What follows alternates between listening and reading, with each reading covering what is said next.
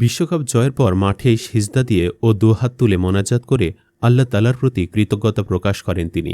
নানান সময়ে রোজা রেখেও ফুটবল খেলছেন, মাঝে মধ্যে হাতে তসবিহ দেখা যায়। এছাড়া কথায় কথায় মুখে আলহামদুলিল্লাহ। এসব কারণেই কোটি মুসলিম ভক্তের কাছে লামিন ইয়ামাল একটি প্রিয় নাম, ভালোবাসার নাম। কিন্তু সেই একই লামিনকে ঘিরে এখন সোশ্যাল মিডিয়ায় উঠেছে নতুন বিতর্ক। খ্রিস্টান বান্ধবীর সঙ্গে তার সম্পর্ক এবং একসঙ্গে বসবাসের দাবি ঘিরে শুরু হয়েছে তুমুল আলোচনা। অনেকে প্রশ্ন তুলছেন, একদিকে ইসলাম ধর্মচর্চার প্রকাশ, অন্যদিকে অমুসলিম নারীর সাথে লিভ টুগেদার, দুটো কি একসঙ্গে যায়? আসলে কে এই ইনেস গার্সিয়া, আর কেন তাকে ঘিরে এত বিতর্ক? চলুন পুরো বিষয়টি জেনে নেওয়া যাক। বিশ্বকাপ জয়ের আনন্দে যখন পুরো স্পেন উল্লাসে মেতেছে, তখন আলোচনার কেন্দ্রে উঠে আসেন লামিন ইয়ামালের বান্ধবী ইনেস গার্সিয়া সান্তোস। ইনেস গার্সিয়া সান্তোস একজন স্প্যানিশ ফ্যাশন ও লাইফস্টাইল ইনফ্লুয়েন্সার। স্পেনের সেভিল শহরের ২১ বছর বয়সী এই তরুণী সামাজিক যোগাযোগ মাধ্যমে বেশ পরিচিত। বিশ্বকাপ চলাকালীন প্রায় প্রতিটি ম্যাচেই গ্যালারিতে লামিন ইয়ামালের ১৯ নম্বর জার্সি পরে তাকে সমর্থন করতে দেখা গেছে। বিশ্ব চ্যাম্পিয়ন হওয়ার পর ইনেস নিজের ভেরিফাইড ইনস্টাগ্রামে ট্রফি হাতে লামিনের ছবি প্রকাশ করে লিখেছেন, তুমি এটা করে দেখিয়েছ, অভিনন্দন, আমার ভালোবাসা, তুমি বিশ্ব চ্যাম্পিয়ন। এছাড়া বিশ্বকাপ জয়ের পর পরিবারের সদস্যদের মতোই ইনেসকে মাঠে নেমে যেতে দেখা যায়। মাঠে নেমে প্রেমিক ইয়ামালকে অভিনন্দন জানান। মাঠে তাদের চুম্বনের দৃশ্য দেখা যায়। মানে যে মাঠে ইয়ামাল আল্লাহ তাআলা শুকরিয়া করে, সেই মাঠে আবার তিনি বিবাহ বহির্ভূত সম্পর্কে জড়িয়ে পড়েন। তাই স্বাভাবিকভাবেই বিষয়টি একটি বিতর্কের জন্ম দিয়েছে। তাই ইউরোপীয় গণমাধ্যম থেকে শুরু করে বহুদূরের এশিয়ান সামাজিক যোগাযোগ মাধ্যমে তাদের সম্পর্ক নিয়ে ব্যাপক আলোচনা শুরু হয়। কারণ লামিন ইয়ামালের পরিচয় কম চমকপ্রদ নয়। মরক্কান মুসলিম বাবা মুনির নসরি এবং ইকুয়েটোরিয়াল গিনির মা শিলা এবানার সন্তান তিনি।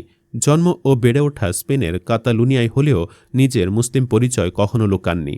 বড় বড় ম্যাচের আগে কিংবা জয়ের পর তাকে আল্লাহর প্রতি কৃতজ্ঞতা প্রকাশ করতে দেখা যায়। বিভিন্ন সময় রমজান, দোয়া কিংবা ইসলামী মূল্যবোধ নিয়ে তার অবস্থানও ভক্তদের নজর কেড়েছে। কিন্তু এখানেই শুরু হয়েছে বিতর্ক। সামাজিক যোগাযোগ মাধ্যমে অনেকে দাবি করছেন ইনেস গার্সিয়া একজন খ্রিস্টান এবং তারা একসঙ্গে বসবাস করছেন। এই দাবিকে কেন্দ্র করে বিশেষ করে মুসলিম নেটিজেনদের একটি অংশ সমালোচনায় মুখর হয়েছেন। কারো মন্তব্য, ধর্ম শুধু মাঠে সিজদা দেওয়ার নাম নয়, ব্যক্তিগত জীবনেও ইসলামের বিধান মানতে হয়। আবার কেউ লিখেছেন, একজন মুসলিম তরুণকে কোটি মানুষ অনুসরণ করে, তাই তার ব্যক্তিগত সিদ্ধান্ত অনেকের কাছে বার্তা বহন করে। আরেকজনের ভাষ্য, আমরা তার ফুটবল প্রতিভার ভক্ত, কিন্তু ব্যক্তিগত জীবনে ইসলামের শিক্ষা থেকে দূরে সরে গেলে তাকে সমর্থন করা যাবে না। লামিন যেভাবে প্রেমিকার সাথে ছবি তুলেন, তাতে স্পষ্ট তিনি লিভ টুগেদার করছেন, যা কোনো মুসলিমের কাজ হতে পারে না। তবে অন্য একটি অংশের নেটিজেন ভিন্ন মত দিয়েছেন। তাদের বক্তব্য, একজন খেলোয়াড়ের ব্যক্তিগত জীবন নিয়ে চূড়ান্ত মন্তব্য করা ঠিক নয়। কারো ধর্মীয় অনুশীলন বা ব্যক্তিগত সম্পর্ক সম্পর্কে পূর্ণাঙ্গ তথ্য ছাড়া কঠোর সিদ্ধান্তে পৌঁছানো উচিত নয়। তারা মনে করিয়ে দিচ্ছেন, সামাজিক যোগাযোগ মাধ্যমে ছড়িয়ে পড়া সব তথ্যই যে সত্য এমন নয়। সব মিলিয়ে বলা যায়, লামিন ইয়ামালের বিশ্বজয় যেমন কোটি মানুষের প্রশংসা কুড়িয়েছে, তেমনি তার ব্যক্তিগত জীবন নিয়েও শুরু হয়েছে নতুন বিতর্ক।